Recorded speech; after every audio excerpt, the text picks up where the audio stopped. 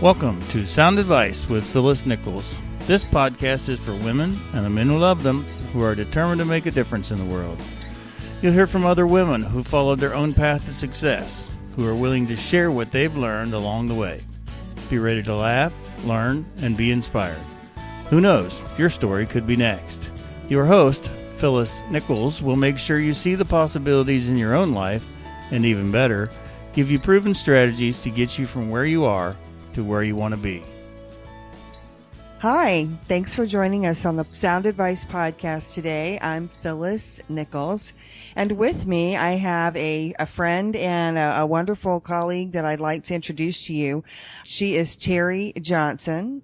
She's the president and founder of Keeping It Personal, a company passionate about better equipping working women who are driven and desire to grow and invest in themselves personally and professionally. She's an inspirational speaker, a sought-after personal growth expert, business development strategist. She's the leader of the Refined Community and Conference for Women and the author of the book Overcoming the Nevers. Her unique approach has helped transform the lives of her clients, guiding and motivating them to achieve their most deeply desired goals. She's passionate about helping others, and she's an encourager and cheerleader to many. Teri lives a joy-filled life, deeply devoted to her husband and her two boys and her relationship with God. She's a very busy woman, so I'm glad she's here with us today. Hey, Teri, how are you? I'm good. Yeah, I think we all have full plates, right? Absolutely, which is what makes it kind of fun, right? So, and the Sound Advice podcast, as you know, we like to share our advice. So I'd just like to start things off this morning by asking you, what is a piece of advice that you'd like to share with us that's just held you in good stead, or something that's really been meaningful or helpful to you personally in your life? Yeah, so I was thinking about that, and there's several different things, but the one thing that has really been kind of a foundational piece, and again, I am a woman of faith, so for me, that's my foundation. And so no matter what I'm going through or experiencing in my world, especially when it comes to adversity or a challenge or an obstacle, or, whether it's personally or professionally, I just say, look up. Look up. And what that means is, remember who you are and whose you are, and just look up. So in my personal life, if I'm facing a challenge and I don't know what to do, I feel like I have somebody who created me that has a plan for me. And if I seek his wisdom and guidance for my life, then I'm better equipped to take my next step. On my professional life, it's the same thing. If I'm facing at a crossroads, or I'm thinking about what direction do I want to go in my business? How do I work with this particular client or on this project? How do I figure this out? Maybe I'm not getting the results I want. I can take a step back. I can look up, which to me is a form of surrender. What that means is just inviting in just that power greater than me, because I can't do it on my own strength. And it also is a reminder for me to try softer. And that's another piece of advice that kind of goes hand in hand with that, because, and I talk with my clients about that all the time, about trying softer, because so often we look around us and we see what everyone else is doing, and it's kind of that mentality of keeping up with the Joneses, and that's really not, I don't believe, what we're called to do. I think we all have our own unique gifts and talents, and we need to stay in our swim lane. And if we can just surrender, look up, but then try softer, it seems like things just come to us when we're not trying so hard. Does that make sense? Well, it does make sense. I totally get what you're saying. And one of the things that I'd really like to talk about is that concept of trying softer. So I took that to mean a little bit, again, maybe not pushing so hard, not getting yourself to that point of where you feel like you're sort of at a point of struggle as opposed to a point of effectiveness. Is that what you meant? Does that sort of get to the bottom of what you were talking about, or am I off there? No, and I think, well, and the cool part is we can interpret it however we want, but yeah, that's exactly what I'm talking about. Do you ever feel like you're beating your head against a brick wall? Like you set out to do something and all of a sudden you're like, why isn't this working? And we're trying everything, and sometimes we just need to try softer, and it's a form of surrender. It's like, okay, you know what? I give up, not give up, quit, but I give up. I'm going to just like loosen my grip on it. Think outside the box. For me, I pray, right? So again, I bring my faith into that. Mm-hmm. And I'm like, okay, what direction do I need to go? Who do I need to connect with? Maybe I need to collaborate with another person. Maybe I'm missing something. Maybe I need to just rest and, give it a break. Maybe, shift my focus onto something else. And so whatever that means at the time, but just the concept of trying softer gives us that space just to do that. And I think life can get so rat race that we don't take a time to step back and just let it be, and then regroup and move forward again, and maybe with a renewed spirit, with a new direction, a new energy, whatever it is that that we gain during that time of trying softer or just reflecting. Does that make sense, or does that answer your question? Yeah, totally. And I love how you put that. I do think that that's really good or sound advice, because I do think sometimes, right, we're trying so hard, or, the focus becomes really narrow, and focus is a good thing typically. But again, sometimes, I loved your suggestions of sometimes you just need to give it some time, sleep on it. Maybe you've just sort of gotten to the point where you just cannot see additional options. Or, again, I also love the idea of, just collaborating, or maybe going to a trusted advisor or somebody for additional help. Because sometimes, I know I do this, and when I work with clients, we can get really fixated or stuck on a goal, which isn't a bad thing, but we can get really stuck sometimes that it has to happen in a certain way or in a specific method. And sometimes when we give ourselves that space, we can step back and see that we can still get where we want to be, but maybe we're going to do it in a slightly different way, or in collaboration with someone else, or just again, just in a different timeline, if we give ourselves a little bit of flex or a little bit of peace about that. So I think that's really helpful. And I think it's something that as a small business owner, or even if, you're an artist or a writer, or just somebody out there, even like job hunting right now, right? Sometimes you just need to take a step back and kind of evaluate what's working for you, and then seek some guidance, and then continue to move forward. Right. Well, and that's a really good point. Sometimes we need to take a step back and look back and see what's worked for us in the past. Because with all the new technology and all the new methods and ways of doing things, and there's so many things coming at us of different like outlets of, whether it's marketing or different ways, like you said, like a job seeker even, like different ways to go about that. There's so many different options. If we can take a step back and look back and say, okay, what's worked in the past? Where and when have I been successful? Or where did I feel like I was making progress?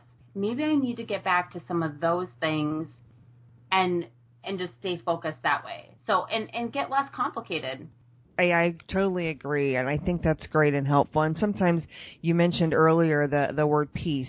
Sometimes a good signal to me and to maybe some of our listeners is, if you can be working really hard and sort of what I like to call fast and furious, or what I call hustle mode, right? But if you don't have peace about it, even in hustle mode, like, it's probably a good chance maybe that you're not kind of in the right space, right? So you can try and get to that place where you do have peace about what you're doing and moving forward. And I think for me, that's always been a good signal. Does it feel right? Do I feel like I'm in the right place? And that's a little bit hard to explain to other people, but I think we all know it when we feel it, and we know it when we're not there too, right? When things really aren't kind of in that good spot for us. Yeah. And I think just it will always serve us well to rest and just to take a step back. I don't think there's anything ever wrong with just pumping the brakes a little bit to reevaluate. And so when it comes to what I originally said of just look up, that's really what it is. It's like taking that moment or moments, could be several, to like pump the brakes and just figure it out. And maybe you don't figure it out. Maybe you don't have it all figured out, but it allows you to get clarity. And I know for me, it's a lifesaver because I'm a little ADD and I love to work. I've got a full life. You had mentioned that we all do, right? And so, if we don't take that time to do that, I don't think that, that we maybe are always making the best next choice, because we can get more reactive than proactive. And I think that's what looking up helps me do and continues to kind of be that like little refuge place, for me. Right. No, I think that's really important. And I like what you just touched on. You mentioned being proactive. I like to call it being intentional, but yeah, you have to, get to a place where you're not just sort of so busy doing whatever that, you're kind of that, I think sometimes, that intention can get a little lost or maybe just muddled, right? It's there, but going back to that rest and reflection, taking a moment, and sometimes it can just be a moment, right? Just getting up from your desk, walking around, maybe getting some water, walking outside for a minute, whatever, and coming back and sitting down and saying, okay, what am I, what's my real intention here? What are we really working on? I think all of those things are helpful in any kind of work environment and anything that you're working on. Right. Yeah, I think that serves us well. So I did want to ask you a little bit about the conference. Tell me a little bit about that. It's the Refine Conference. I read a little bit about it, but I'd like to know a little bit more. What's it like? What's it about? And what prompted you to want to do that? Yeah, so, okay, so let me just back up for a second. Refine to me is an acronym, okay? So it's renew, encourage, fulfill, inspire, nurture, and equip. So when I use the word refine, to me, it means something. And so the Refine Conference, I put it on twice. Each time it's for women. And I had about 150 women show up each time, where I brought in speakers from all areas of our personal perspective, emotional, spiritual, health and wellness, financial, professional, and relationships. And it was a 2-day event, but my deepest desire in everything that I do on a professional level and personal level too, obviously, is to just bless the socks off of every single person that I have the opportunity to connect with. And so the Refine Conference, initially when I started it, it became something that I didn't know how often I was going to do it, and I've done it twice now. So but my goal was to bring women together, for them to come as they are, no matter where they're at in life, to take their next steps with purpose by going through the Refine Conference and experience. And since then, I took that concept of Refine and because I didn't do the conference last year. I did it when I say last year, I did it in 2012. I did it in 2014. Potentially I'll do it again in 2016. So it's not something I'm doing every year, but I have a community called Refine, which is really my group coaching program for my clients. And so I've been able to just kind of take that one step further and get connected more. But again, with that same concept of the goal is that the community or my group coaching program allows my clients to walk away or take their next steps with purpose because they're renewed, encouraged, fulfilled, inspired, nurtured, and equipped to do that through what I offer. Does that make sense? That makes total sense. Yeah. That sounds great. Yeah. So that's kind of the concept behind Refine. And then I do a 2-day as well. So I do what I call the Refine 2-day, where I bring Just professional businesswomen, owners, entrepreneurs, women in sales who want to work on gaining life balance, discovering, who they are, what the hats are that they wear, how they want to show up in all of the hats that they wear, mapping that out, and just so that they can bust through overwhelm. And then the second day of that 2-day event, we just map it out and put it into our business. And so that we can move forward and put money in our pocket and grow our business and achieve the goals that we want to in our business life too. So. Okay, great. No, that sounds awesome. And so Refine really has become a framework, if you will, for your process and for helping the women who come through your services. Now, I would imagine that people leave feeling really equipped, and ready to roll, which would be a great feeling. But if there's somebody listening to the podcast today and, they're in that space of either feeling a little bit of overwhelm or maybe they're just really excited about the future, or they're ready to go and they have lots of things that they'd like to get to do, they'd like to be able to get rolling. They're in that place of excitement and renewal, and we're ready to go. What piece of advice today would you give to somebody who's, really ready to take a next big step, and maybe they're looking for a little bit of either courage and or encouragement? I think those two go together, or just kind of they're in that place and they're listening to us talking about these great concepts. And what advice would you give them to do if they're looking to take that next step right away? Yeah. So one of the key things that I think is important and what has really helped me move forward personally and professionally in a really big way is understanding all of my hats that I wear and who I want to be in each of those hats. So for example, when I'm a wife, I want to clearly define my goal and who I want to be in my wife hat. So I'm mindful of how I show up in that hat and how I treat my husband and what I want, to the character that comes along with that, who I want to be in that hat. Same with as a mom and a friend, as a business owner, as a marketer, as somebody that goes out and does networking with other people. So when I go to my networking events or meetings where I connect with other people on a professional level, who do I want to show up as in that space? And if we can have clearly defined goals of who we want to be in every hat that we wear, it's amazing how you talked about the word intentional, right? It's amazing how when we know who we are and how we want to be, how things start to change around us and come towards us, and things that we wouldn't even have imagined. But when we're clear about who we are, it helps us define better where we're going, but it also brings the right responses and the right people into our world. And that was a game changer for me. And I did that about 4 years ago, and I've been teaching people that ever since. Like, that's one of the process that I take people through in my group coaching and in my 2-day event, because if we don't know who we want to be, then we're just flying by the seat of our pants. So if you're excited and ready to go and you've got this plan, but you don't know about all your hats and who you truly want to show up as, it might not be as sustainable as you'd like.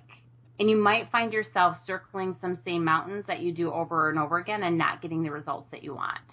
So I would suggest taking some inventory, looking at each hat that you wear, go back 30 days, identify who you've been, and sit down and say, okay, this is who I have been, or this is one of my hats. Who do I really want to be? So when I go to that event to grow my business and network with these women, how do I want to show up? Who am I? Does that make sense? Like, really identifying that. Right. No, that makes great sense, and I love that concept. In fact, I talked about that on another podcast, and I think it's really helpful, especially that, how do I show up? I think that the concept behind that, right, it's not about being somebody it's not about being a different person or being, affecting a different persona that's not you, but it's about, your internal motivation and how you want to be in the space. And I think for a lot of people that is a little bit of a new concept if they've not really addressed that before. I think it can be challenging because I think for a lot of people it doesn't occur to them that they get to choose that they can decide that as an artist, for example, I can show up at an event in this way and, define myself in this way. And it's very real for them. They're not being somebody that they're not pretending to be somebody different. They're just saying, here's who I am, and just really sort of, I think it's about owning it. Yeah. And I think a lot of people just maybe haven't been through that thought process before. Mm-hmm. Well, and the other thing, too, that if you were to take inventory and look back over the last 30 days, you might even identify some hats that don't fit anymore. And I think that's the other key component of it, too, because, again, it goes back to opening up that space for us to, be who we need to be. And so if I'm wearing a hat and I look back and I say, wow, like, let's just say I volunteer somewhere, and I realize that every time I go and volunteer, I'm not the person I want to be. Like, I don't love it anymore. It's kind of like worn itself out. I'm not passionate like I was when I started. It's taking way more out of me than I anticipated. That might be a hat that we need to ditch. Like, it might not serve us well anymore. And if we can do that, then, and we can, just stand in that space and say, yeah, you know what, this one doesn't fit anymore. I've accepted it. I'm okay with that. But now, and if I get rid of that or walk away from it graciously, right, with integrity and whatever, then I can bring potentially something else in that will move me forward. And so it's kind of like that house cleaning. The other thing, especially when it comes to like developing our business and growing professionally, is like, I'll use the example of a networking event. When I go to a networking event, if I don't know what my goal or intent is from that event, I could walk away defeated. I could not want to put the time and energy in it. But if I can go and say, you know what, I know, like for me, my goal at any networking event, and I've identified this, is to first and foremost give and share. Like, connect with people, show up authentically. It's not about me. It's about them. Ask engaging questions. If for some reason I get a great contact or somebody who wants more of what I have, awesome. That's icing on my cake. But I never go to a networking event expecting that, oh, I'm going to make 5 contacts, give all my business cards out, and I'm going to get business out of this. I never do that. I have in the past, and it never served me well. I wasn't able to be who I wanted to be when I was going in with that mindset, because I was looking for that outcome. But now, when I go to serve and be a blessing and give first and see how I might be able to be a resource for somebody, it shifts it. And I have grown my business so much because my intention is so opposite, and it's so like against the normal grain of what people do when they go to things, that it served me so well, and I love it. So again, and in relationships, if we're beating our head against the wall, let's just say we have a relationship with, like, I'm just going to talk about maybe a friend relationship. There, in my past, there was a friend that I had that every single time I would connect with her, I always left defeated. I always felt like she was trying to compete with me, and I always just like didn't even love the way our conversation went. I could never get a word in edgewise or whatever. So when I started to kind of reevaluate in all my different hats and who I wanted to be as a friend, my mindset was more of, I want to come again to serve and be a friend than, dominate. Then I was able to look at it from a different perspective and eliminate some of those people from my life that weren't serving me well in a really kind of loving way, So it's overall, personally and professionally, just a really great exercise that anybody can do, because it allows us to really just be authentic in every hat that we wear. So Right. No, I think that's terrific, and I appreciate you sharing some specific examples. I think that's really helpful if that concept is new to somebody. So thank you for doing that, and thank you for being on the podcast today. You've been great. You've given us some really good advice and some input. If people would like to be able to contact Teri, you can reach her and get more information on her website, which is at keepingitpersonal.com.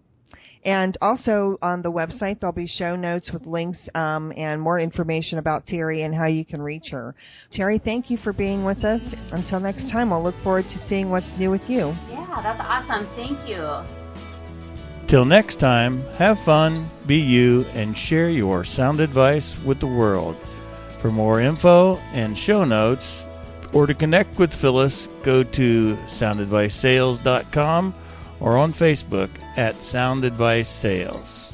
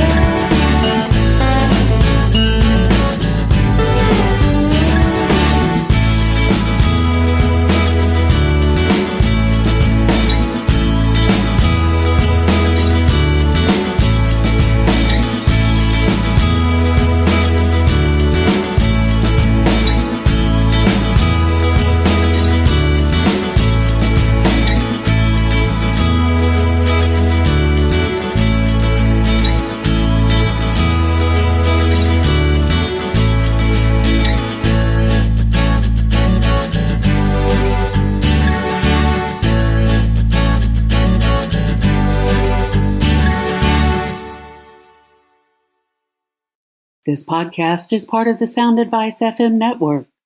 Sound Advice FM, women's voices amplified.